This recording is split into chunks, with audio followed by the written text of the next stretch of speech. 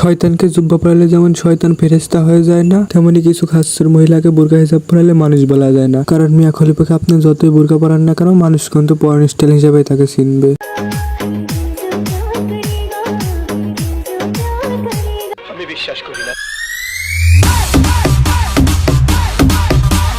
শুরুতেই বলে নি, এটা একটা সিরিয়াস ভিডিও, সকলে সিরিয়াস ভাবে মেনে নেবেন। এরকম একটা মেয়ে যদি আমার বেটার বউ হতো। থামেন খালাম্মা, এটাতে উত্তেজিত হওয়ার কিছুই নাই, কারণ এটা তো যার একটা মুখোশ, ভালো সাজার অভিনয়, এক্সেলি সে এবং খাসর এবং খবুশ মহিলা। তাহলে কি এভাবে বোরকা হিজাব পরে রাস্তার মাঝে নাচানাচি করবে? দেখেন আপা, আপনার যদি ভাইরাল হওয়ার এত নেশা ধরে বা ভিউজটাই মেন ফোকাস হয়, তাহলে আমি বলবো পোশাক বাদ দেন, অশ্লীল ভিডিও বানান।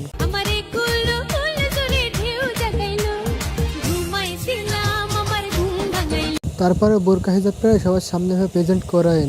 বিশ্বাস করেন, আপনি অশ্লীল ভিডিও আপলোড করলে আমার যেটুকু খারাপ লাগার কথা তার চেয়ে বেশি খারাপ লেগে গেছে। আমার মনে আগুন ধরে গেছে এইসব ভিডিও ছাড়া দেখে। কারণ আপনার কোনো অধিকার নেই যে বোরকা হিজাবটা এভাবে অসম্মানী করার। ফেসবুক পেজ থেকে দেখলে একটু ফলো করবেন, ইউটিউব থেকে দেখলে একটু সাবস্ক্রাইব করবেন, আর পাশে থাকা বেল আইকনটা অবশ্যই বাজিয়ে রাখবেন।